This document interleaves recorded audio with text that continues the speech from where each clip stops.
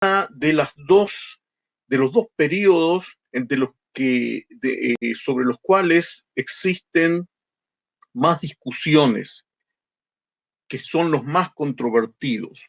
¿Por qué? Vamos a fijarnos juntos.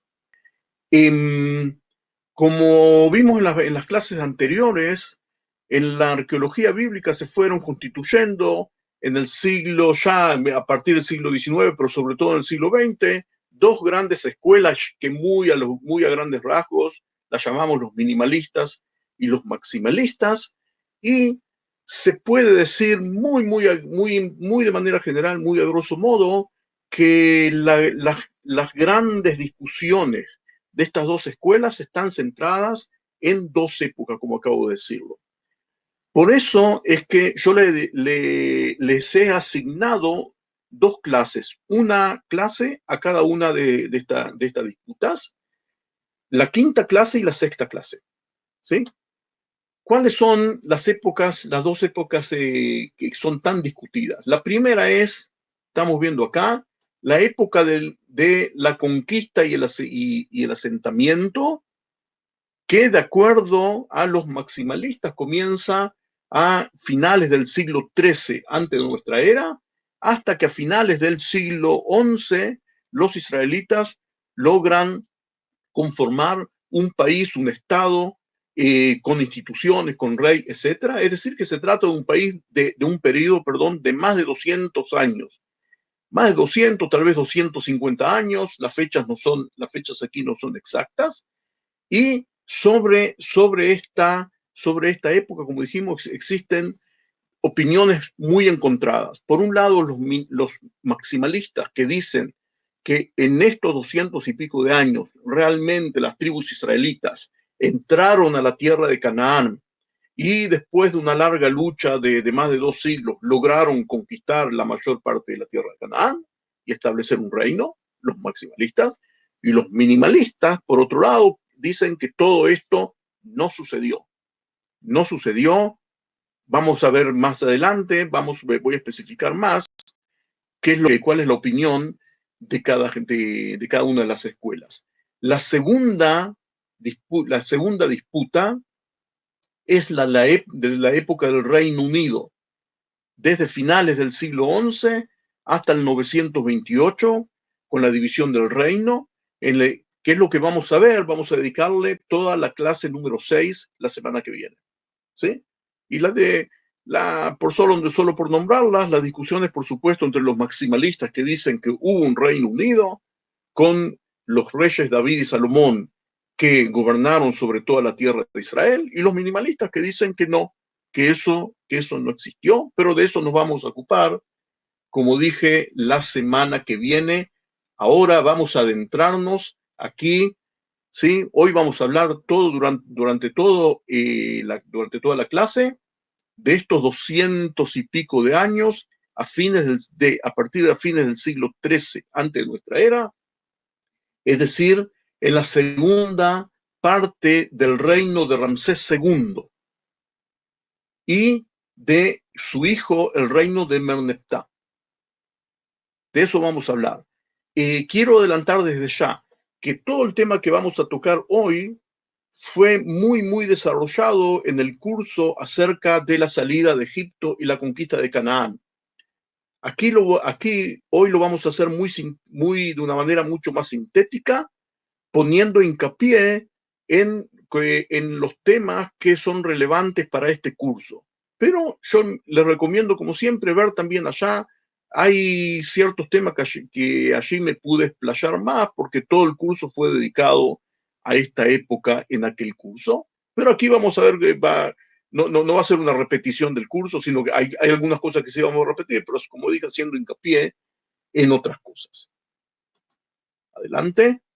Comencemos la quinta clase, las ciudades cananeas, Josué y los jueces. Es decir, estamos hablando en la época que, según el relato bíblico, está relatado en los libros de Josué, jueces y también dentro del libro de Samuel. Pero Josué y jueces son los dos libros que cuentan la epopeya de las tribus israelitas durante la conquista y el asentamiento en la tierra de Canaán. Y vamos a ver. Sí, adelante. Y vamos a dividir nuestra clase en 3 preguntas básicas. Vamos a ocuparnos de 3 preguntas básicas.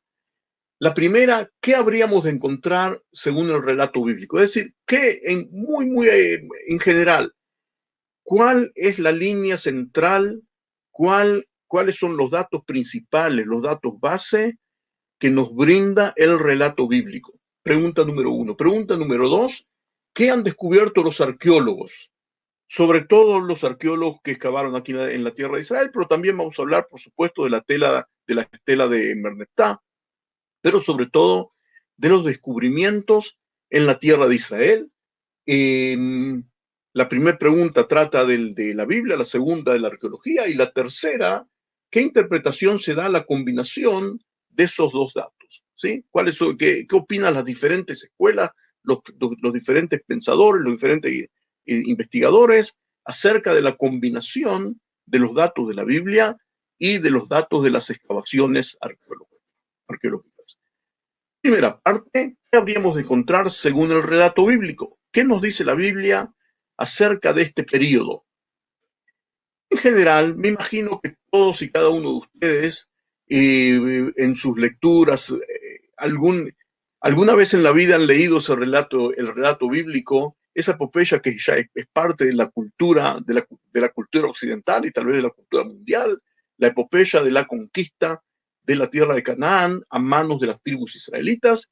Muy en general, todos sabemos que la base del relato es que las tribus israelitas salieron de Egipto y después de un largo periodo de esclavitud, deambularon por el desierto donde forjaron su fe monoteísta en el Dios de Israel y luego penetraron desde el sur a la banda oriental del río Jordán y de ahí cruzaron el Jordán y comenzaron su lucha contra los cananeos. Veamos esto en el mapa: cruzan el Jordán, entran a la tierra de Canaán en un periodo muy largo, que conoció victorias y derrotas, y una de las líneas principales del relato bíblico también es de que los israelitas entraron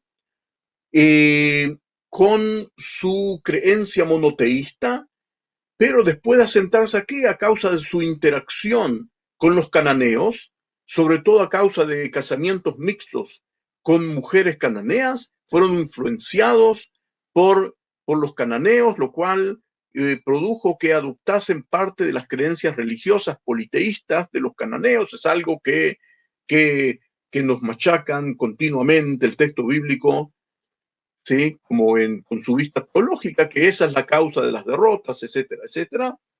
Y luego, ¿sí?, viene la conquista de la tierra de Canaán. El libro de Josué comienza con la designación de Josué como sucesor de Moisés. Nos describe el cruce del Jordán, como acabamos de decir, y la lucha contra los cananeos para conquistar la tierra, y finaliza con la muerte de Josué, muy a grandes rasgos. Como ustedes ya me conocerán, a mí me gusta siempre describir los marcos para luego entrar en detalle. El libro de los Jueces, que continúa la historia, comienza con la muerte de Josué y describe la lucha contra los cananeos para conquistar la tierra bajo el liderazgo de líderes tribales llamados jueces, pero se llaman jueces, pero que no en el sentido jurídico de la palabra, sino que son líderes militares. Ahora, aquí hemos llegado a un punto sobre los cuales quiero hacer mucho hincapié, porque la mayoría de la gente no es consciente de lo que voy a decir ahora. Por eso que le aconsejo mucho, los que toman nota de mis palabras, que anoten el siguiente punto. Amigos, si entramos a analizar, como lo hacemos nosotros los investigadores, al libro de Josué, vamos a llegar a la conclusión de que el libro de Josué realmente está constituido por 2 libros, por 2 narrativos. A pesar de que es un solo libro que nos cuenta la historia de un personaje, llamado Josué, el hijo de Nun, tiene dos narrativos que se desarrollaron por separado y luego fueron unidos, así constituyendo un solo libro. Pero nosotros como investigadores tenemos la obligación de hacer esta distinción, porque los narrativos que recibimos de las dos partes, de cada una de las dos partes, son totalmente diferentes. No solo diferentes, sino que son contradictorios. La primera parte del libro de Josué está conformada por los 12 primeros capítulos. Les propongo que luego en su tiempo libre tómense el tiempo y lean los 12 capítulos por separado y ustedes van a recibir una historia completa, un relato completo de lo que hizo Josué en la tierra de Israel. Y el relato que van a recibir de esos 12 capítulos es de que Josué, al frente de las tribus, conquista la ciudad de Jericó y luego toma la tierra de Canaán en varias expediciones arrolladoras. Al final de la conquista no quedan cananeos en la tierra de Israel, salvo dos excepciones. La de la señora muy respetuosa Rahab, o Rahab, como está traducido, y su clan familiar de Jericó, y los gibonitas, que son los habitantes de 5 ciudades, que son la ciudad de Gabaón y otras 4 ciudades, una unión de ciudades que se incorporan. El clan familiar de Rahab y de los gibonetas se incorporan a los israelitas y todos los demás habitantes de la tierra de Canaán son exterminados totalmente por Josué. Otro punto importante de esta parte, de la primera parte de Josué, yo lo llamo el primer libro de Josué, ¿sí? No es un nombre oficial, pero aquí entre nosotros lo llamaremos así. No solo eso, sino que el asentamiento israelita se extiende en una extensión de terreno impresionante, desde el río Éufrates en el norte, hasta el norte de la provincia de Sinaí. Es decir, que toda esta zona, un gran país, hay una limpieza étnica total. Fuera de estas excepciones, Josué los extermina a todos y si ahí se termina la historia, entonces luego los israelitas no tienen más con quién combatir. Ese es el mensaje, ese es el narrativo central del primer libro de Josué, ¿sí? De la primera parte de Josué, los 12 primeros capítulos, en realidad son 11. Capítulo número 12 es una lista de los reyes derrotados. El narrativo son los 11 primeros capítulos. Por supuesto que ningún investigador puede aceptar la historicidad no de la extensión geográfica, ni aún el maximalista más extremo, es algo que no concuerda con los datos que tenemos del resto de la Biblia, ni tampoco en la arqueología. No en la geografía, ni tampoco en la historia. Voy a detallar, vamos a ver en detalle lo siguiente. Vamos a leer juntos algunos versículos extraídos de la primera parte del libro de Josué. No voy a leer todo, pero como esto queda grabado, ustedes pueden después completar o simplemente leer todos los 12 capítulos, es lo que yo siempre aconsejo. En el primer capítulo vemos aquí, después de la muerte de Moisés, voy a leer a partir del versículo 3, tal como dice, Dios le dice, tal como le prometí a Moisés, yo les entregaré a ustedes todo lugar que toquen sus pies. Su territorio se extenderá desde el desierto hasta el Líbano, desde el gran río Éufrates, tierra de los hititas, es decir, en la frontera con el imperio hitita, hasta el mar Mediterráneo que se encuentra al oeste. Durante todos los días de tu vida nadie será capaz de enfrentarte a ti. Así como estuve con Moisés, dice Dios, también estaré contigo, no te dejaré ni te abandonaré. Esos son los límites. Hacemos ahora un gran salto al capítulo 10. Como dije, acá vemos todo muy sintetizado, pero créanme, cuando lean todo, que en el medio, todos los capítulos que no leemos, nos brindan el mismo narrativo. El capítulo número 10 nos relatan lo que nos relata durante todos los capítulos, que todas las ciudades que conquista exterminan a toda la población. Los israelitas exterminan a toda la población porque Dios hace de que los reyes cananeos no se rindan, porque si se rindiesen, los israelitas les hubiesen perdonado la vida. Pero Dios hace a propósito que no se rindan para que los exterminen, y así Josué va y los exterminan a todos. Voy a leer desde el versículo 40. Hirió pues Josué toda la región de las montañas y del Negev. El Negev es la parte sur de Israel, y de la Shfelá y de las cuestas. Sí, pongan cuidado. Conquista también las ciudades que están en los valles. La Shfelá, después vamos a ver, es la zona que está entre el valle de la costa y la montaña. Después lo vamos a ver en el mapa. Y a todos sus reyes, sin quedar nada, todo lo que tenía vida mató, de modo que el Señor Dios de Israel lo había mandado. ¿Sí? E hirióle Josué desde Kadesh Barnea. Kadesh Barnea está en el norte del Sinaí, ¿sí? Hasta Gabaón, etcétera, etcétera, es decir, toda la tierra. Capítulo 11 es el último, como dijimos. Después el 12 es solamente una lista. Asimismo tomó Josué todas las ciudades de esos reyes y a todos los reyes de ellas, y los metió a cuchillo y los destruyó, como Moisés, siervo del Señor, lo había mandado. Y los hijos de Israel tomaron para sí todos los despojos y bestias de esas ciudades, pero a todos los hombres metieron a cuchillo hasta destruirlos, sin dejar alguno con vida, de la manera que el Señor se lo había mandado a Moisés su siervo. Así Moisés lo mandó a Josué, y así Josué lo hizo sin quitar palabra de todo lo que el Señor había mandado a Moisés. Está muy claro todo esto, ¿sí? Josué logró conquistar toda aquella tierra, la región montañosa, todo el Negev, toda la región de José, etcétera, etcétera, la región montañosa de Israel y su valle. Yo pongo hincapié en la palabra valle. También se apoderó de todos los territorios, etcétera, etcétera. Hay una descripción de toda la tierra de Canaán. Me salteo al 19. Ninguna ciudad hizo tratado de ayuda mutua con los israelitas, excepto los hebeos de Gabaón, las 5 ciudades que dije antes. A todas esas ciudades Josué las derrotó en el campo de batalla, porque el Señor endureció el corazón de los enemigos para que entablaran guerra con Israel. Así fueron exterminados sin compasión alguna, según en el mandato.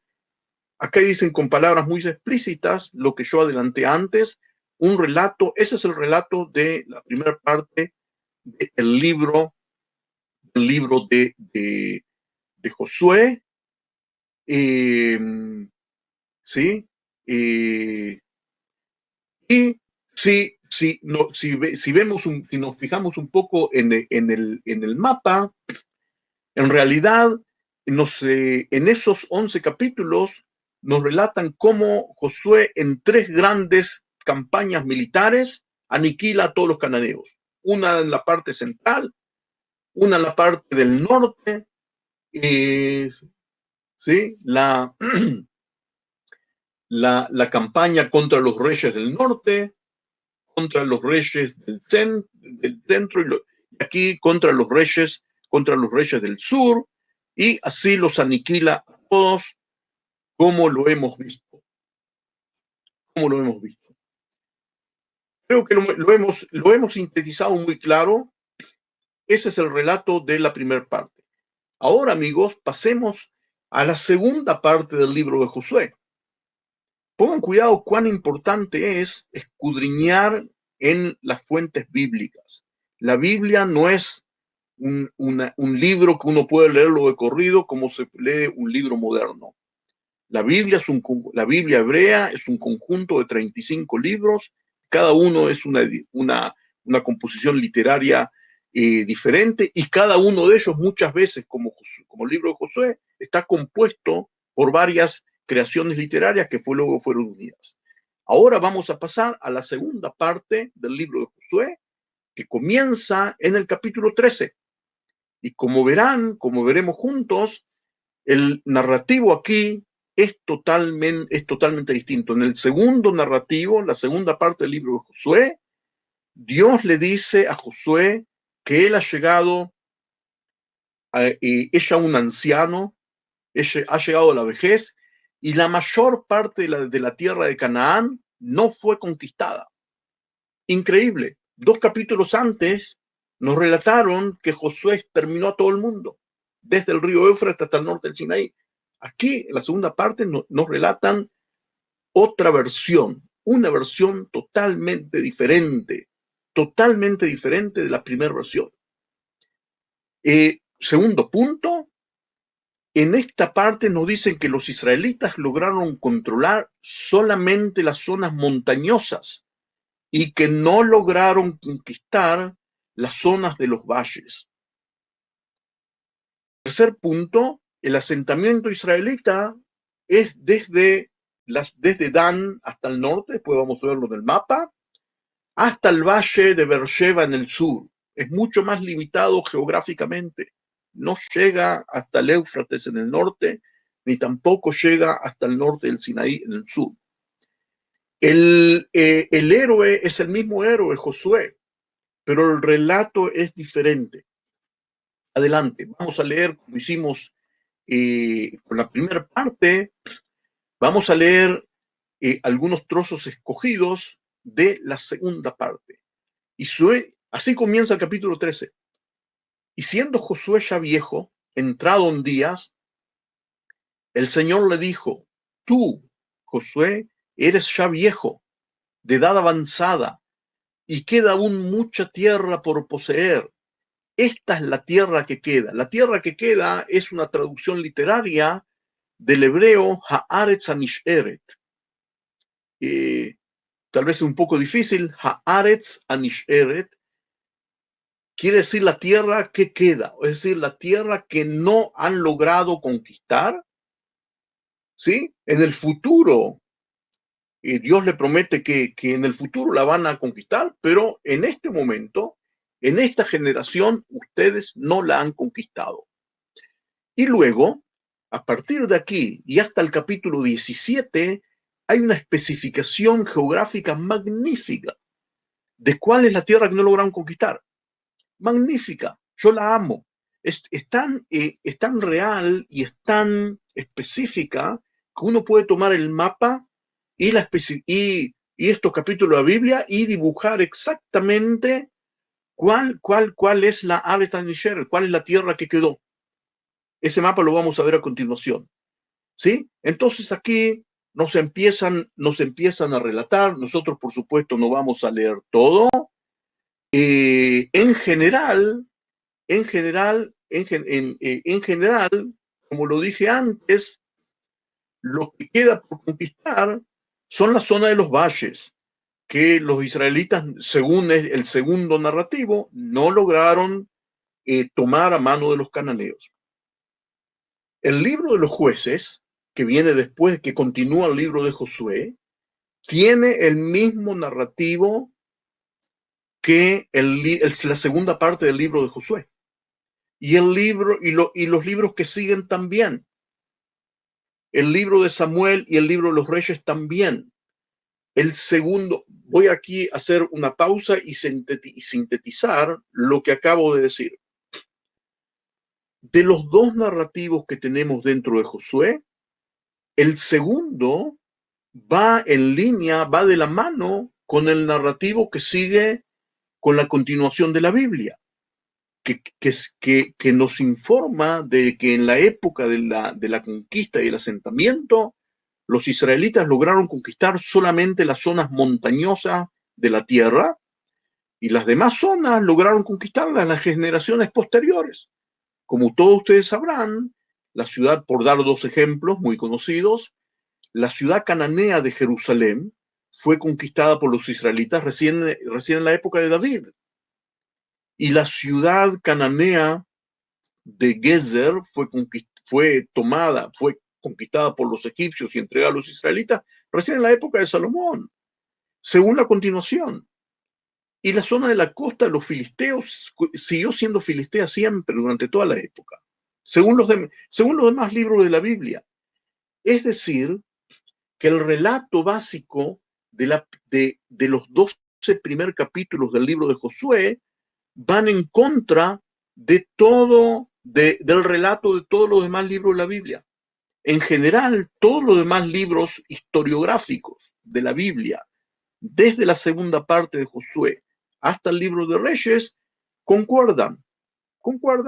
Ellos nos describen, como dije antes, la conquista en esta generación, en estas generaciones de 200 y pico de años, solamente de la parte montañosa, y luego, en la época de los reyes, terminan de conquistar casi todo, tampoco no todo. Tenemos que pensar, como investigadores, qué hacemos, cómo digerimos entonces la primera parte del libro de Josué, que vemos que no concuerda ni con la arqueología, ni con el relato central de los demás libros de la Biblia. Eso lo vamos a ver a continuación, pero yo quiero que ustedes vayan pensando junto conmigo. El libro de los jueces, como dije, no informa lo mismo, describe la lucha contra los cananeos como ardua y llena de victorias y fracasos. El asentamiento israelita se extiende desde Dan hasta el norte, es igual que la segunda parte del libro de Josué. Ahora veamos los mapas.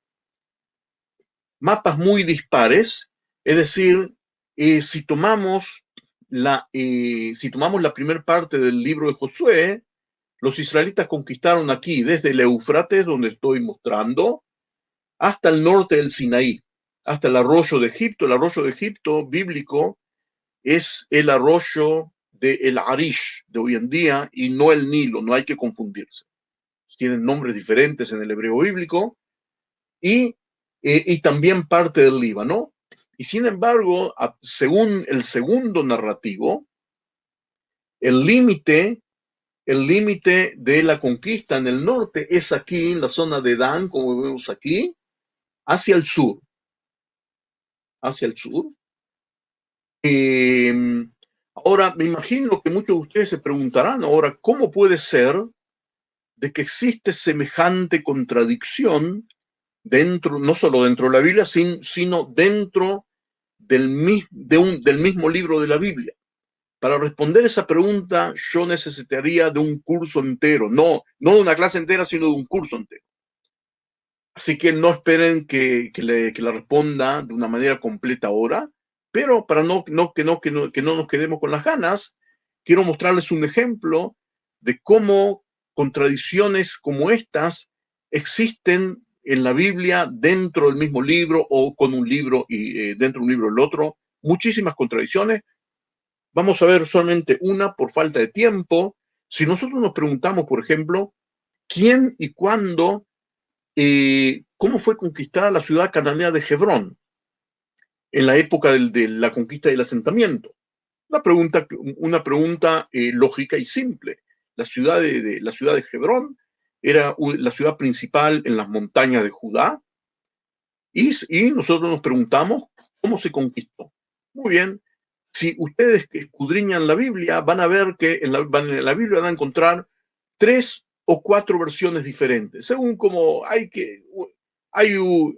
son medias parecidas, pero si ustedes leen en el libro de Josué, la ciudad cananea de Hebrón fue conquistada por Josué.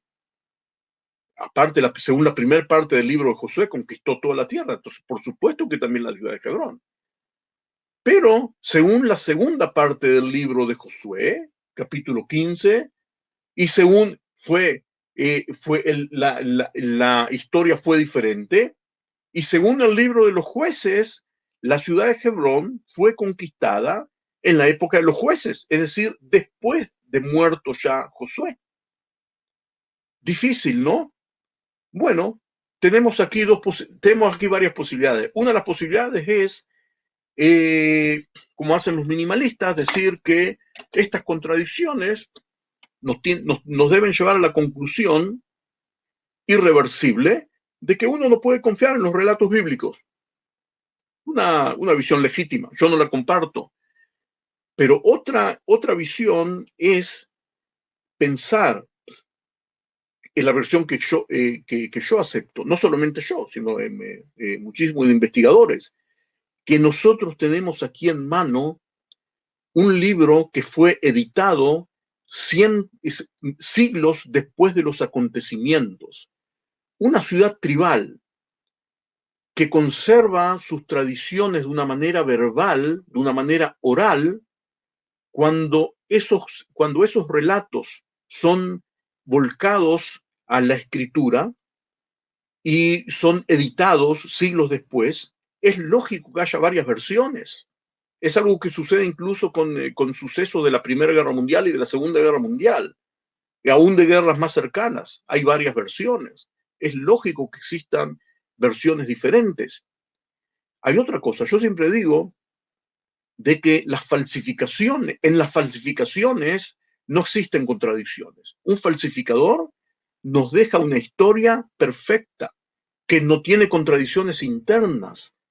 Está todo perfecto para que lo creamos. Justamente las contradicciones son una indicación, no siempre, pero muchas veces una indicación de que tenemos en manos hechos reales que fueron transmitidos verbalmente. Al ser transmitidos verbalmente también los números se agrandan, hay datos que son agregados.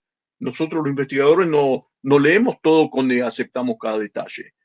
Pero los sucesos que se transmiten realmente, oralmente, por lo general, no solo aquí, sino con otros pueblos, eso es lo que les sucede.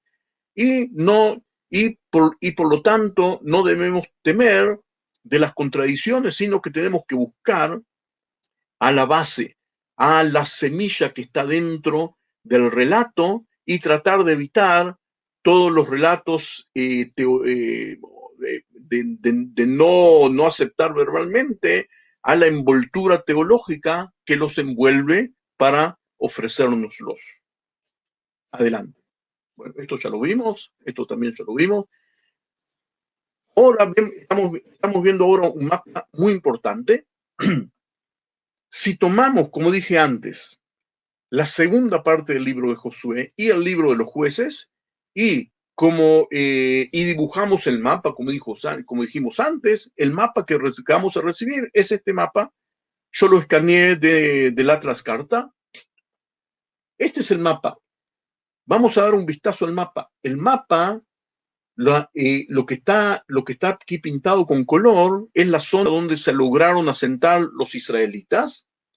Dentro de esta zona hay enclaves cananeos, como aquí lo que estoy señalando aquí, la ciudad de Jerusalén siguió siendo un enclave cananeo hasta la época de David, y la zona del valle de la costa del Mediterráneo, no lograron, según el narrativo bíblico, el segundo narrativo bíblico, no lograron, tampoco de los valles que entran adentro de la tierra de Israel, no lograron conquistar, ni de este valle de aquí, ni este valle de aquí, ni este valle de aquí abajo, ¿sí? El valle de Beersheba, tampoco.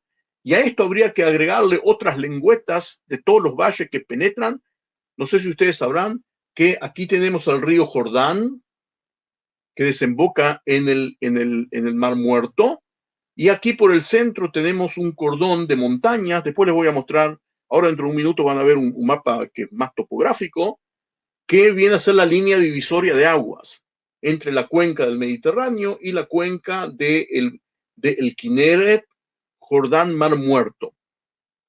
Es por eso que los arroyos en la tierra de Israel, por lo general los de la cuenca del Mediterráneo van de este a oeste, ¿sí? De aquí hacia el Mediterráneo, y los que desembocan en el Jordán o el Mar Muerto van de oeste a este. Es bastante simple, ¿sí? Adelante. Ahora preguntemos la siguiente pregunta. ¿Qué hacemos con la primer parte del libro de Josué? ¿Nos deshacemos de ella y no le damos ninguna importancia de investigación? ¿O tratamos de sacar de ella los núcleos históricos, si es que los hay? Si es que los hay, sin tomar en cuenta la envoltura teológica. Los minimalistas, según los minimalistas, por supuesto, toda esta época no existe. Según los minimalistas, ellos no aceptan el relato ni de la primera parte de Josué ni de la segunda. Todo esto no existió. Según los maximalistas, la primera parte, por supuesto que es inaceptable. La geografía y el exterminio de todos los cananeos, por supuesto, porque como ya lo dije varias veces, va en contra de tanto de la arqueología como de la continuación del relato bíblico. Ahora vamos a hacer una pequeña pausa en nuestra revista de lo que estamos viendo para mostrarles un artículo que después voy a mandárselo, no sé si lo hice, después de regresar voy a mandárselo, están por supuesto en inglés, a Ariel para que él lo envíe a quien lo quiera, un artículo que influyó mucho en la escuela minimalista. Es un artículo que hoy es aceptado por el profesor Finkelstein y por muchísimos, tal vez la mayoría de los minimalistas, un artículo que escribió Richard Nelson en el año 1981 y que tuvo muchísima influencia y que él dice en síntesis, a ver, vamos a pasar ahora aquí. Sí, este es el artículo. En este artículo, Nelson, voy a presentarlo nada más y vamos a verlo muy en tinte. Nelson dice que Josué es un personaje inventado que fue inventado por el rey Josías. ¿Sí? El título aquí en inglés reza Josías en el libro de Josué. Y no es casualidad, según él, que los nombres son parecidos. Josías en hebreo es Yoshiahu y Josué es Yehoshua. Según Nelson, según su teoría, en la época del rey Josías, rey de Judá, se inventó la historia de Josué que conquistó toda la tierra de Canaán. Vamos a volver ahora aquí para ver, ¿sí? Para ver cómo sigue esto. Adelante. Según los minimalistas, la primer parte de Josué es una ficción total. Josué y sus conquistas fueron inventadas, como dije, en el siglo VII por los escribas del rey Josías. ¿Y por qué lo hicieron? Porque Josías, él reinó en Judá en una época en que el reino de Israel, el reino del norte, no existía más, porque los asirios, como ustedes sabrán, lo destruyeron en el 722, 721 antes de nuestra era. Ahora, 100 años después de que los asirios destruyeran el reino de Israel, el imperio asirio desapareció porque se desplomó. Y el imperio babilonio, que fue quien lo reemplazó, todavía no alcanzó a emerger. Es decir, que en la época de Josías hubo un vacío imperial en la zona. Entonces, Josías vio lo que ahora estoy con el sombrero, ¿sí? Con el sombrero de los minimalistas. Trato de representarlos. Entonces, Josías vio una oportunidad única de conquistar los territorios que otrora eran del reino de Israel. El reino de Israel ya no existe. El imperio asirio que lo conquistó desapareció. Entonces, él vio una oportunidad única de conquistarlos. Entonces, para darle una base ideológica a esta conquista y anexión que él trató de hacer, y los escribas de él inventaron a Josué y la historia de la conquista.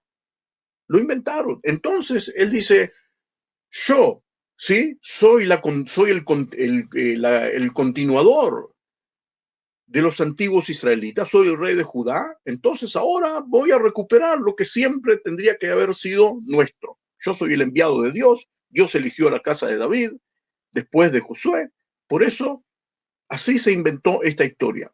Lo que acabo de explicar ahora es una de las teorías más aceptadas por los representantes de la escuela minimalista.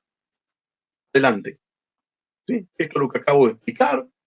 El imperio, el imperio asirio, como vemos aquí, se extendió y conquistó el reino de Israel. ¿Dónde está? Conquistó el reino de Israel, ¿sí? Y anexó su territorio. Y luego viene Josías, y como los asirios desaparecieron de aquí, entonces inventa la historia como lo acabo de explicar. Nelson en el 81 describió esa teoría y como dije fue muy aceptada. Los maximalistas, a su vez, ¿qué dicen de la primera parte de Josué? Ellos dicen, por supuesto, no aceptan, como dije, los límites geográficos, no aceptan que los cananeos fueron aniquilados y los valles no fueron conquistados. Pero la primera parte de este libro sí contiene historias reales que fueron transmitidas oralmente. Luego, después de siglos, fueron agrupadas y elaboradas. Ahora, ¿por qué afirman esto? Porque parte de estas historias núcleo que hay en la primera parte de Josué están corroboradas por la arqueología, sobre todo la conquista de Hatzor. Hatzor, en español por lo general le dicen Azor, en hebreo Hatzor.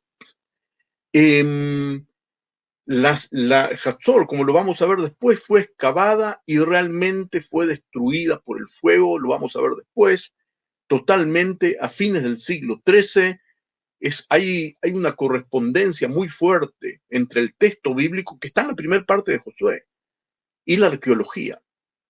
Y hay otras excavaciones arqueológicas también, y como lo he dicho en otras oportunidades, yo también he aportado mi grano de arena y junto con un colega astrónomo hemos descubierto de que uno de los relatos de la primera parte del libro de Josué, del capítulo 10, relata un evento astronómico que realmente ocurrió, Es decir, que no debemos descartar la historicidad, según nosotros los maximalistas, de la primera parte del libro de Josué. No aceptamos lo que no aceptamos, pero hay núcleos históricos que sí podemos corroborar. ¿Sí? Bueno, esto es lo que dice acá, es lo que vamos a decir. La conquista no fue en una sola generación, eso es inaceptable. Según la primera parte del libro de Josué, lo hizo en todo Josué, sino que llevó muchas generaciones. Josué lideró a las tribus, esto lo que vemos ahora es lo que dicen los maximalistas, pero logró conquistar solo parte de la zona montañosa. Luego las tribus continuaron la lucha, sobre todo por separado o en coaliciones tribales oportunas, y parte de los cananeos se incorporaron a los israelitas. Según el segundo narrativo, parte de los cananeos, mucho más de lo que dice la primera parte, se incorporaron a los israelitas. Pueden verlo en los dos capítulos 9, en el 9 de Josué y en el 9 de Jueces. Háganlo por su cuenta, ustedes van a ver ahí que vemos que hubo cananeos que se incorporaron. Es algo que sucede universalmente. Los pequeños grupos o débiles se incorporan al más fuerte. Es algo que sucede en la historia de todo el mundo. Según los minimalistas, por supuesto, como lo vimos antes, ¿sí? Niegan la veracidad de todos estos. Ahora vamos a ver a qué nos referimos con todo esto, con toda la diferencia, que la Biblia continuamente da la diferencia de las montañas, sí, los valles, no. ¿Por qué es la diferencia? ¿Sí? Lo vimos en el mapa. Vamos a ver, como dije antes, la topografía de la tierra de Israel. Vamos a ver el mapa de la derecha, lo pueden ver en los demás también. Hay un cordón montañoso que en sus partes más altas puede llegar a los 1000 metros de altura, más de 1000 metros de altura sobre el nivel del mar, que forman la línea divisoria de aguas, y hay valles y hay un gran valle en la costa, hay un gran valle, el Valle de Israel, aquí en el norte, que es continuado por el Valle de Beit Shean, y el segundo narrativo recalca que ese gran valle no lo lograron conquistar. Y también los demás valles, los demás valles que entran, avanzan aquí desde aquí, no lograron la Shfelá, que vimos en la zona esta, en la zona que está entre el Valle de la Costa y la montaña, es una zona de lomadas bajas que en hebreo se llama Shfelá. Es también aceptado el nombre en idiomas extranjeros, y este es el gran valle que surca, que siempre fue el gran camino usado por los ejércitos invasores, el Valle de Israel, y continuado por el Valle de Beit Shean, que según el segundo narrativo, no lograron conquistar la zona de los valles. Es un mapa que es un poco infantil, pero a mí me gusta, es muy bueno para ejemplizar. Aquí vemos el Valle de la Costa, la Shfelá, aquí con las lomadas bajas, y la línea montañosa y el gran Valle de Israel que corta aquí. Es bastante simple, fíjense cómo los arroyos aquí surcan de este a oeste, etcétera. Y la razón pragmática, no teológica, la pragmática, sino pragmática, que nos da la Biblia en el segundo relato, es muy simple y muy creíble, de que las tribus israelitas, que no tenían carros de combate, no podían competir contra los cananeos que tenían carros de combate, por la simple razón de que los carros de combate son efectivos en las llanuras, pero no son efectivos en la zona montañosa. Entonces, en la zona montañosa, al, al eliminar la al eliminar el efecto de los carros de combate, entonces están bastante igualados los combatientes israelitas con los combatientes cananeos. Esa es la razón, y es una razón lógica y pragmática. Por eso es mucho más creíble. Si se veían los carros cananeos, tenemos muchos textos. Yo veo que nuestro enemigo, el tiempo, nos va amenazando, así que vamos a leer menos. Hay muchos textos siempre en la segunda parte de Josué, y en la continuación en Jueces, que nos dicen de que ¿sí? Los cananeos que habitan la tierra y la de la campiña tienen carros cerrados. Los que están en Beit Shean y sobre la idea, ¿se acuerdan del valle de Beit Shean en el norte? Los que están en el valle de Jezreel, donde vive Ariel vive ahí. Lo tenemos de testigo. Es un valle, es uno de los valles más hermosos de la tierra de Israel. Y que, ¿sí? Entonces nos dicen aquí que ahí nosotros no logramos. ¿Por qué no logramos? Porque tienen, ¿sí? En el libro de los Jueces también, estuvo el Señor con Judá y echó de las montañas, mas no pudo echar a los que habitan en los llanos porque tenían carros cerrados. Ese versículo es hermoso, es pragmático, es creíble, y nos relata lo que realmente pasó, sin explicaciones teológicas. ¿Sí? No vamos a leer más. Hay muchísimos ejemplos hermosos. La única batalla que los israelitas lograron derrotar a los cananeos fue la que está relatada en los capítulos 4 y 5 del libro de Jueces, algo excepcional.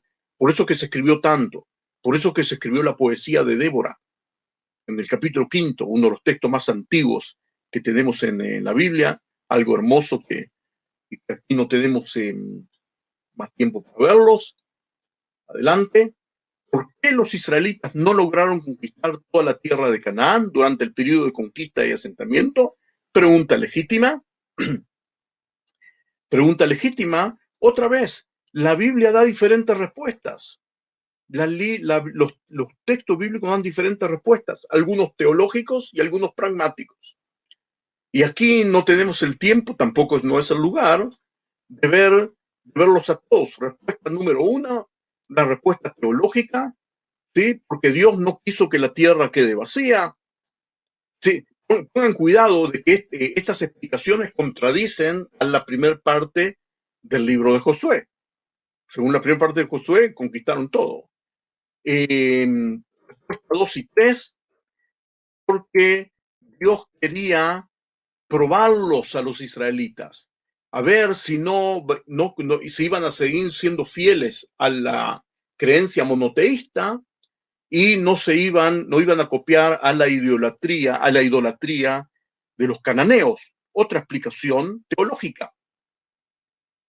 No vamos a ahondar.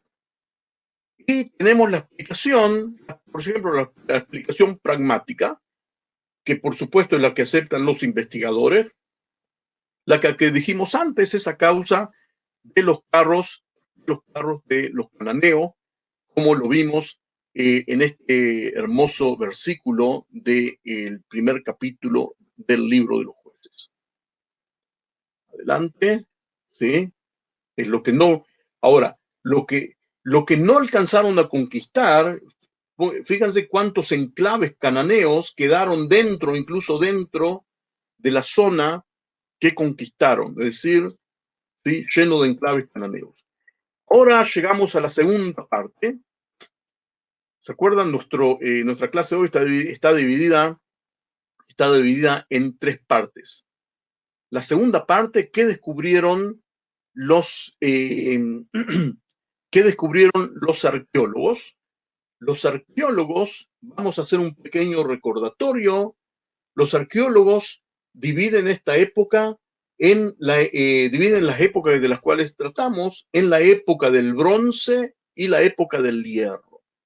Ahora, las ciudades cananeas que encuentran los israelitas son la de la época cananea tardía, la época del bronce tardía, por lo general la llaman Elbi en inglés.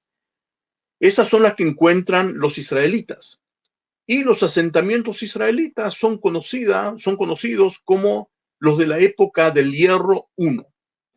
Esa es la convención, esos son los términos que usan los arqueólogos, y estamos hablando de finales del siglo XIII, adentrándonos al siglo XII. Las ciudades cananeas, ustedes recordarán, lo vimos la clase anterior, por eso yo ahora solamente un recordatorio de 2 segundos y pasamos adelante. Hablamos en la clase anterior de que es aceptado, no hay discusión, de que en la ciudad del Bronce Medio se construyeron las grandes construcciones con los glacis, etcétera, de lo cual hablamos. Estoy libre de explicarlo ahora. Y en la época del Bronce Tardío, es decir, cuando los israelitas llegan, los cananeos siguen utilizando las fortificaciones que las heredaron de hace 500 años, pero están en una decadencia económica, política y demográfica total. Ahora, hechos aceptados universalmente entre los arqueólogos. Todos los arqueólogos, no importa si son minimalistas o maximalistas, a partir del final del siglo XIII y durante el XII y el XI, encuentran una destrucción general de las ciudades cananeas en las zonas montañosas. Amigos, esta es la frase más importante de la clase. Realmente la ciudad de Hatzor, que es la ciudad cananea más importante, fue destruida y muchas ciudades más fueron destruidas. No en una sola generación, como dice la primera parte del libro de Josué, pero sí durante el siglo XII y adentrado el siglo XI, incluso el siglo X, vemos que en la zona montañosa, muchas ciudades cananeas son destruidas. En las ciudades de los valles no, continúan existiendo. Y a partir del final del siglo XIII hay una inundación de muchos cientos de pequeños asentamientos en la zona montañosa, donde son destruidas las ciudades. ¿Sí? De más está decir que para los maximalistas esos asentamientos son las huellas de las tribus israelitas que llegaron. Y ellos fueron los que destruyeron las ciudades cananeas. Las ciudades cananeas de la Bronce Medio, ya hablamos de eso la semana pasada. De las ciudades destruidas, voy a hablar solamente una de la ciudad de Hatzor, y también lo voy a hacer solamente poniendo hincapié en lo que nos interesa hoy, porque ya lo vimos la semana anterior y en otras oportunidades. La conquista de la ciudad de Hatzor está relatada en el capítulo 11, en el cual nos brindan dos datos muy importantes que quiero que los recuerden. Uno, nos dicen que Hatzor era la cabeza de todos los reinos cananeos. Y como lo sabrán, es cierto, hablamos hace una semana, Hatzor es una ciudad inmensa, la más grande de la tierra de Canaán. Aún los israelitas no construyeron ciudades tan grandes después. Y recalcan de que le prendieron fuego. La quema de la ciudad de cananea Hatzor es algo que quedó grabado en la memoria colectiva que vemos reflejada aquí. Lo vuelven a repetir y lo vuelven a repetir. La quema de Hatzor, ¿sí? Esto lo vimos hace una semana con la gran glacis, ¿se acuerdan? La gran glacis y las grandes murallas. Ahora me tomo la libertad de pasarlo rápidamente, solamente para que entremos y hablar solamente de dos o tres detalles de el palacio del rey de la ciudad cananea de Hatzor, que fue excavado por Yadín y luego por su alumno y continuador, el profesor Amnon Bentor, que, como hablamos de ellos, representan a la escuela maximalista. El techo que vemos aquí es un techo de protección. El lugar este fue muy resguardado y muy conservado. Se hicieron obras de conservación excelentes. ¿Sí? Y adentrémonos adentro, los invito, adentro del palacio del rey de Hatzor, imponente. Pero yo quiero aquí recalcar solamente dos cosas. Una, las últimas investigaciones de Soravento de Ventor, junto con su socia, la profesora española Rubiato, ¿sí? Que gracias a ella tenemos también materiales en español, llegaron a la conclusión, usando los métodos adelantados de la ciencia de hoy en día, llegaron a la conclusión de que, o sea, no ellos, sino los científicos que investigaron esto, de que el palacio de Hatzor fue quemado de una manera total e impresionante. Las paredes de este palacio impresionante estaban hechas de ladrillos de barro. Cuando la temperatura llega a cientos de grados, a 500, 600 grados, los ladrillos de arcilla también se queman. Y la quemazón que se ha quedado, hay incluso metales que se han retorcido y se han quemado. La quemación demuestra que realmente ese lugar fue quemado que al parecer ardió durante varios días. Y como este lugar sobresale en toda la zona, al parecer, según los datos arqueológicos, según la investigación en los laboratorios, seguro, lo que sucedió aquí a fines del siglo XIII es de que este lugar ardió durante varios días y fue visto por las lejanías. Amigos, pongan atención, la ciudad más poderosa de la tierra de Canaán ardió durante varios días a fines del siglo XIII, comprobado. Ese es un punto que quiero poner en él énfasis. El segundo punto en el cual quiero poner énfasis es que aquí vemos la visita, las excavaciones de Yadin, y el primer ministro de Israel de aquel entonces, David Ben Gurión, visitando, también parte de nuestra historia, pero el segundo punto en el cual quiero poner énfasis es que en Hatzor, Yadin, en las excavaciones de los años 50, descubrió una estatua de un sacerdote, porque se encontró dentro de un templo junto con piedras de adoración, la estatua que recibió un golpe aquí en la nuca, de tal manera que la cabeza la encontraron tirada. Yadin, como gran maximalista, dijo, estas son las huellas de los soldados de Josué. Dice, no hay duda. Ahora, ¿por qué lo dijo? Porque en las culturas del Antiguo Oriente siempre se respetaron los templos y los dioses de los enemigos. A los enemigos se los masacraba o se los llevaba cautivos, se los esclavizaba, pero a los dioses no. A los dioses se los llevaba de una manera muy respetuosa y se los ponía delante del dios del vencedor.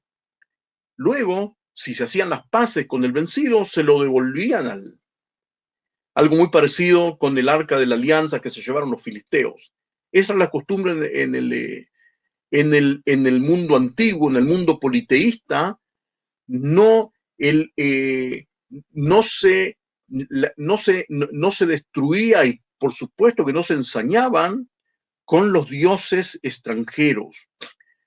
Entonces, por eso es que Yadin dijo lo que dijo. Su idea fue rechazada porque uno no puede construir toda una teoría en base a un solo encuentro. Ahora, en los últimos años, en los últimos 20 años, en las excavaciones renovadas de Ventor y de la profesora Rubiato, se encontraron otros 7 o 8 objetos de culto que fueron dañados adrede, a propósito, estatuas que fueron golpeadas. Hoy en día en el laboratorio uno puede saber exactamente cómo se le dio el golpe a algo porque quedan olas. Se lo puede saber, es algo muy conocido. Entre ellas estatuas egipcias, entre ellas estatuas cananeas. Las personas que conquistaron este lugar se ensañaron con las estatuas. Es algo que no tiene parangón en la arqueología de toda la zona. De toda la zona no existe algo así que los conquistadores de una ciudad vayan templo por templo y se ensañen con las estatuas. Me imagino que ustedes estarán haciendo 1 más 1 más 1, ¿sí? Y llegarán a la cuenta. Los sobrevivientes se llama aquí, ¿sí? Fueron mutilados, muchos de ellos fueron mutilados, dañados, esta estatua egipcia, ¿sí? A golpe de espada. Esta es la estatua que encontró Yadin, con la cabeza cortada. Hoy en día está puesta en el Museo de Israel, en Jerusalén. Cuando voy con alumnos siempre nos detenemos mucho. Aquí está la cabeza pegada a la estatua. Hoy en día está pegada en el museo y así fue como se la encontró. Adelante. Y así se la encontró. Aquí lo vemos a Yadin. No vamos a detenernos más. Ahora, eso en cuanto a las ciudades cananeas. Ahora dijimos que en la zona de la montaña vemos como hongos después de la lluvia. De repente aparecen cientos y cientos de pequeños poblados en la montaña, que por lo general se ven así, son casas que están para defensa y también para tener los animales adentro. Se han hecho estudios incluso aquí de la tierra y se sabe que ahí tenían rebaños de ovejas y de cabras, ¿sí? Por lo general tienen todos esos asentamientos. El 99% por lo general tienen siguen están hechos del mismo plano. En la misma ciudad destruida de Hathor también hay asentamientos así, excavan pozos para almacenar granos de trigos. Estos nuevos habitantes también desarrollan de una manera muy hábil, desarrollan la agricultura de montaña, construyen terrazas, construyen pozos para almacenar agua, para poder regar los árboles que ellos, árboles frutales que construyen. O sea, ya en las primeras generaciones hay un gran adelanto de la agricultura de montaña a través, a manos de esta gente. Y el plan de las casas, por lo general, en el 99% de los casos se ve así. ¿Sí? Esta es una reconstrucción. Por lo general tenían 2 pisos, nunca se conservó el segundo piso, pero se ven, perdón, muchas veces se ven escaleras a un costado. Y al parecer, casi seguro, según los restos que quedan, la familia vivía en la parte de atrás y estas partes se usaban para la vida cotidiana y para almacenar herramientas y productos agrícolas y ganaderos, ¿sí? Ganadería, que usaba esta gente. Vamos a ver unos ejemplos de Tel Masos, que está aquí en la zona del Negev. Lo llamamos las casas por lo general, las casas estas tienen 4 ambientes. Uno, el de atrás, que está donde la familia vivía, y es 1, 2 y 3. La entrada está por lo general acá en el medio. Esta es una variedad, lo que vemos aquí. ¿Sí? 1, 2, 3, y el cuarto está aquí atrás. Y se encuentran por centenares. Entonces, como ustedes sabrán, los arqueólogos, si los arqueólogos encuentran centenares, quiere decir que había millares, porque nosotros encontramos lo poco de lo que quedó. Los asentamientos estos, desde Dan hasta el sur, hasta el Negev, hacían el mismo tipo de casas, usaban el mismo tipo de cerámica. Cabe acotar, y tienen razón en esto los minimalistas, ellos no inventaron ese tipo de casa, sino que lo adoptaron y lo usaron. Y también lo mismo se puede decir con la cerámica.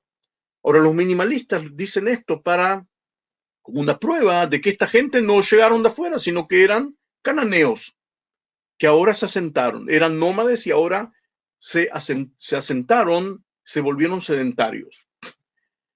Lo que contestan a esto los maximalistas es que en todo el mundo, durante todos los tiempos, los nómades no tienen una cultura de construcción ni de cerámica. Cuando se asientan, por supuesto que la copian de los vecinos que ya viven ahí por siglos. Y de ahí comienzan a desarrollar la suya. Es lo que sucedió aquí. Es un jarrón típico de lo que se encuentran en los asentamientos de la zona de la montaña. Ahora, amigos, si hacemos un mapa de los asentamientos, que aparecieron de golpe a finales del siglo XIII y durante el siglo XII, vamos a recibir este mapa.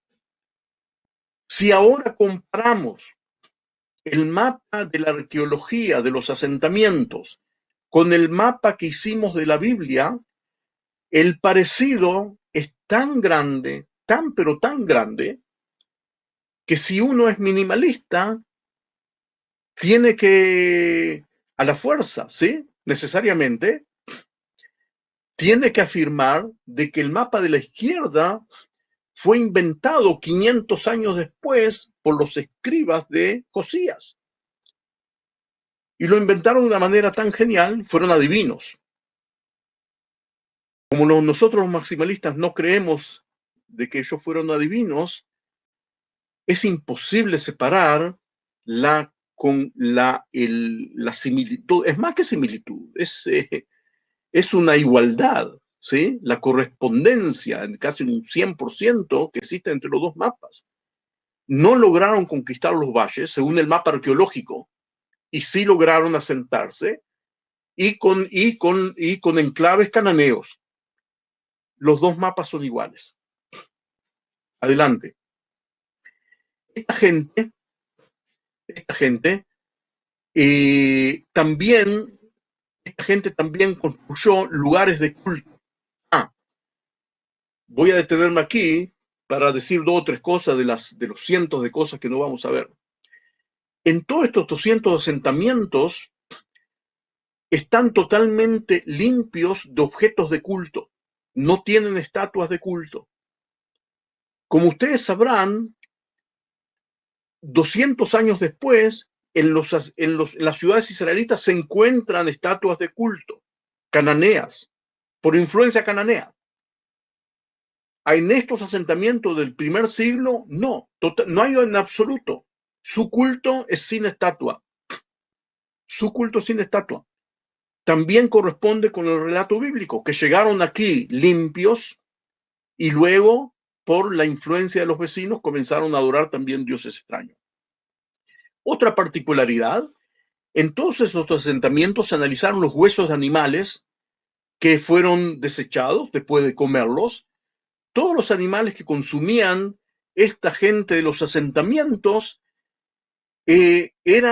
corresponden con las leyes de la Torá. No comían cerdo, siendo que en la misma época sus vecinos del valle comían cerdo.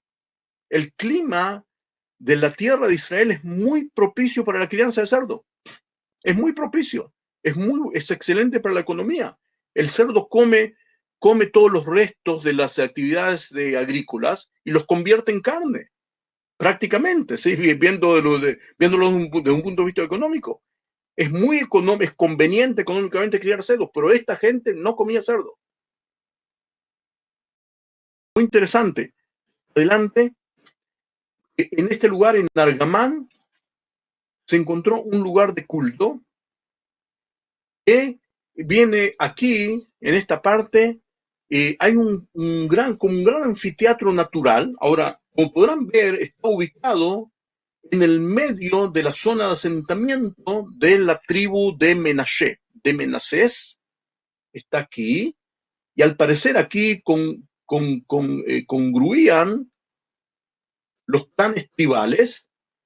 Es un lugar donde pueden reunirse decenas de miles de personas y está rodeado por piedras y quedó todo intacto increíblemente desde a finales del siglo XIII. Este lugar está fechado, sin duda, a finales del siglo XIII, un lugar de culto, no, sin objetos de culto, y todo lo que tiene en este lugar está anivelado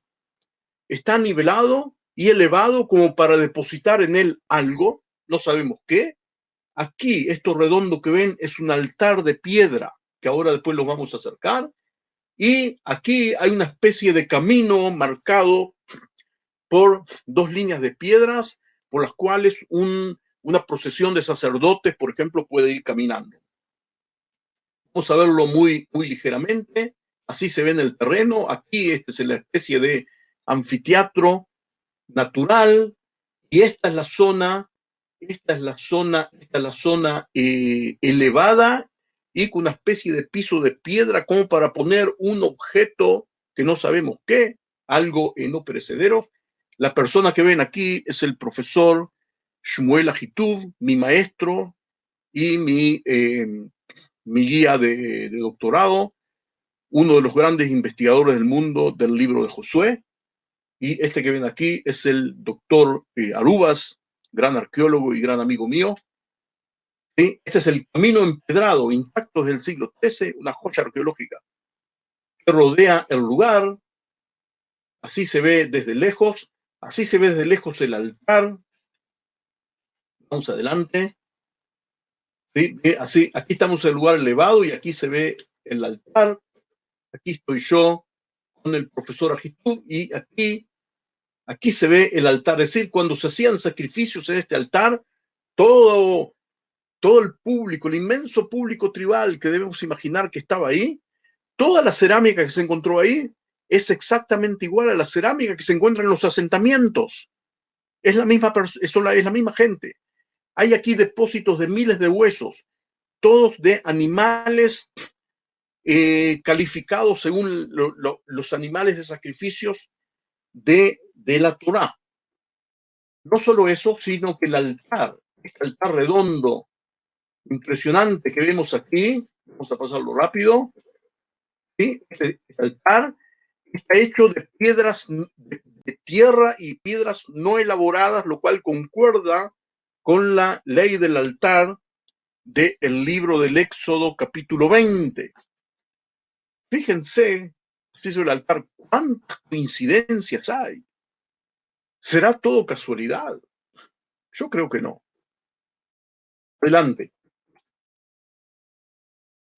Vamos a pasar y vamos a invitar ahora al último testigo, ¿sí? Vamos a hacerlo un poco apurado. El último testigo es la estela de Merneptah, del faraón Merneptah, el hijo de Ramsés, ¿sí? El hijo de Ramsés, que nos legó este documento maravilloso en el cual por primera vez lo nombra a Israel en la tierra de Canaán, en el 1207 o 1208, más o menos. Es decir, nosotros tenemos que unir a esto con los restos arqueológicos, que coinciden, como dijimos, con los asentamientos y el texto bíblico. Solamente los últimos 3 renglones de la estela hablan de la campaña que hizo el faraón a la tierra de Canaán, y aquí nombra a Israel, así está nombrado Israel. Ahora, en el idioma egipcio, espero que nadie se enoje, pero yo voy a tomarme el atrevimiento de tomarme unos cuantos minutos más, porque es muy difícil frenar aquí, no quisiera frenar aquí para que sigamos después. Estoy seguro que me van a comprender. Me tomo el atrevimiento. Aquí dice Israel, y este símbolo es importantísimo lo que voy a decir ahora. Este símbolo que ven aquí los egipcios, cada vez que nombran a un pueblo extranjero, ponen un símbolo diciendo que si es una ciudad, si es una tribu, qué es lo que significa. El símbolo significa que se trata de una tribu nómade en proceso de establecimiento, exactamente como lo conocemos del texto bíblico y de cómo vimos en los asentamientos. Es decir, que lo tenemos aquí. No solo eso, habla del combate contra 3 ciudades cananeas, y contra Israel. Ahora hay algo aquí muy importante, un descubrimiento que lo hicieron de manera independiente 2 egiptólogos, uno el profesor Ahitub, mi maestro, como lo digo, y el profesor Steiger de Harvard. Esto, no tenemos tiempo para hablar tanto del paralelismo, pero en el paralelismo, les prometo adentrarme más en otro encuentro. El paralelismo de la poesía de los idiomas antiguos que se usaban en esta época, tanto del hebreo bíblico como del egipcio, tiene una manera de expresar las cosas en 2 frases paralelas, que en una dice la causa y en el otro la consecuencia. Entonces, según estos 2 estudiosos, lo que ellos interpretan lo que dicen aquí es así: Israel está derribado y yermo, no tiene más semilla.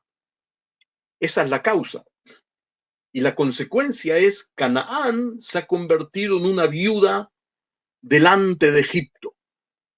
Es decir, pongan mucha atención, que Israel no es simplemente el cuarto enemigo aquí, sino que los egipcios dicen, al derrotar a Israel, Canaán ha quedado viuda. Es decir, que las tribus de Israel no son otro enemigo más, sino que son el elemento étnico que se está adueñando de la tierra de Canaán. Nada más ni nada menos. Y ellos lograron destruirlo. Si lo logró, no logró, lo veremos en otra oportunidad. Pero la expresión esta es una expresión impresionante. Es una expresión pesadísima. Adelante. Aquí vemos los diferentes. No solo eso, amigos. Aquí está transcripta la expresión Israel fue destruido, no tiene más semilla. Y como verán, hay una F al final. En el idioma egipcio, esto significa, cuando esto ponen esta F al final, esto significa que el nombre Israel, el nombre Israel es el nombre que esta tribu se nombra a sí mismo a nombre de su fundador, sin entrar en detalles si es cierto científicamente o no. Es decir, que esta gente, Israel, se consideran a sí mismos descendientes de una persona llamada Israel. Esto lo saben los escribas egipcios. Es su manera de describirlo en egipcio. Fíjense, pónganse la importancia que tiene esta, yo siempre digo que esto es como una toma fotográfica del aire fehaciente de un testigo de esa época. En los últimos 20 y pico, casi, sí, menos de 30 años, se descubrió que en el templo de Karnak, que fue ahí donde, como vimos, creo que en la primera o segunda clase, él ahí encontró la estela de Merneptah, pero hace 20 y pico de años, vamos a entrar ahora dentro del templo, se descubrió que existe un bajo relieve que describe la campaña de Merneptah a Canaán, nada más ni nada menos. Esto para nosotros tiene una importancia suprema, porque si es así, y hoy en día se ha aceptado que es así, este es Merneptah. Quiere decir que tenemos una representación gráfica de cómo los egipcios veían a los israelitas, nada más ni nada menos. La representación gráfica está aquí, en el patio, en esta parte, fuera del patio del tesoro. Los bajorrelieves están aquí.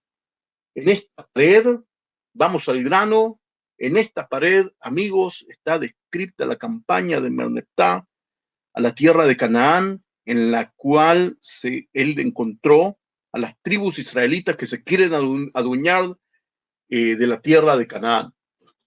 Vamos al grano, no vamos a detenernos. Y esta es la pared, y aquí, en esta parte, están los prisioneros que según una de las ideas, una de las dos opiniones que hay, que es la que yo me estoy más convencido, ahí están descritos los israelitas. Vamos adelante. Aquí, esta es la ciudad cananea de Askelón. Así se veían los cananeos.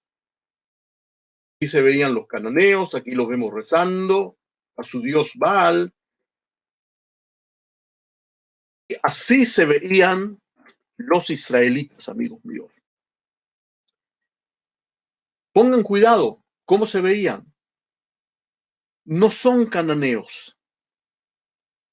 Los cananeos retratados por los artistas egipcios se veían diferentes. Esta gente se ve diferente, su perfil es diferente. Su barba es puntiaguda, la de los cananeos es redonda. Sus ojos son un poquito oblicuos y su cubrecabeza es diferente y sus túnicas son diferentes. Esos son los israelitas, reflejados en los ojos de un artista egipcio. Ten cuidado, en esta hora, apenas menos de hora y media que estamos juntos hoy, pongan cuidado cómo unimos los tres testigos, esto que a mi manera de ver como investigador es la única manera correcta que debemos ver, cómo podemos unir las puntas de los hilos y solamente después de escuchar y de ver a estos tres testigos, podemos sacar conclusiones cómo las hacen. Otra toma muy buena, un escaneo de gran calidad. Aquí lo podemos ver increíblemente. Ahora llegamos a la tercera parte. ¿Sí? ¿Cómo interpretan los datos bíblicos los minimalistas y maximalistas? En general, lo que ellos piensan, nosotros ya lo vimos y lo describimos. Quiero solamente en los pocos minutos más que me voy a robar no queda bien, que voy a tomarme, quiero nombrar algunas personas y les doy a ustedes la tarea de buscarlas por internet.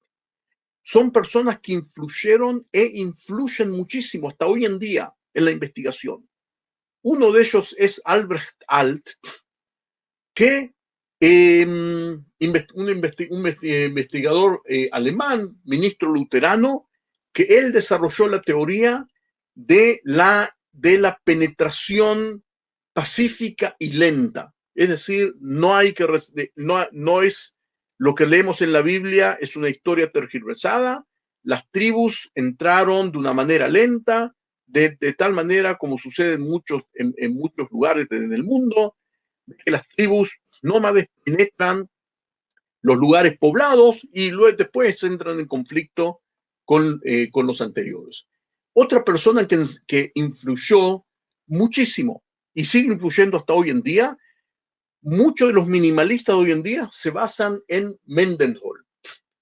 Mendenhall desarrolló una teoría de que las tribus israelitas en realidad eran tribus cananeas. Nunca estuvieron en Egipto, nunca conquistaron. Son tribus cananeas que en una efervescencia interna de Canaán combatieron durante siglos y luego se crearon un mito a sí mismos de un tal Yoshua que los dirigió. Gottwald, amigos, les pido, no solo les recomiendo, les pido que busquen material sobre él. Gottwald, que un investigador de origen baptista que devino en historiador marxista. Como historiador marxista, los historiadores marxistas ven la historia como una lucha de clases. Casi todo sucede porque lucha de clases. Entonces él desarrolló la teoría de que lo que realmente sucedió fue una lucha de clases, de cananeos oprimidos que se rebelaron contra los cananeos ricos. Y después crearon un mito, y así recibimos lo que recibimos en la Biblia. Y la teoría de Gottwald es muy aceptada hasta hoy en día entre muchos maximalistas. También fue muy aceptada en los círculos de la izquierda norteamericana y de los afroamericanos, que concuerda con su visión que ellos tienen que continuar como hicieron los oprimidos israelitas. La obra más influyente de él es Las tribus de Dios, etcétera, etcétera. A Olbra yo ya lo presenté, y a Yadin también lo presenté hace una semana, por eso no voy a detenerme. Fue el fundador del Instituto de Arqueología y de la Universidad Hebrea. Tuve el honor, siendo yo un principiante, de escucharlo a él cuando él estaba en sus últimos años de vida. Un lujo. Hasta hoy en día el experto más grande, como fue un gran estratega militar, un estudioso de la historia militar de la antigüedad, y Amnon Bentor, que también, y hoy acabo de descubrir que su libro fue traducido al español, La arqueología del antiguo Israel. Yo no sabía que fue en el 2004, Ediciones Cristiandad, fue traducido al español. Y también a Finkelstein, él adoptó la teoría de Gottwald pero la reformó un poco de una manera que tal vez no se me explaye cuando tengamos un poco más de tiempo, pero quiero, por último, quiero expresar de que Finkelstein con su socio Silverman escribieron dos libros que son bestsellers, tal vez millones de copias, no sé cuántas, cientos de miles, por supuesto. Uno de ellos trata del tema de hoy y el otro con el tema que vamos a ver la semana que viene. Y el primero fue traducido al español, La Biblia desenterrada. En la Biblia desenterrada, él explica toda su teoría acerca del tema que tratamos hoy, ¿sí? Lem, que también es un minimalista extremo de hoy en día, también pueden buscar sus teorías. Muchas gracias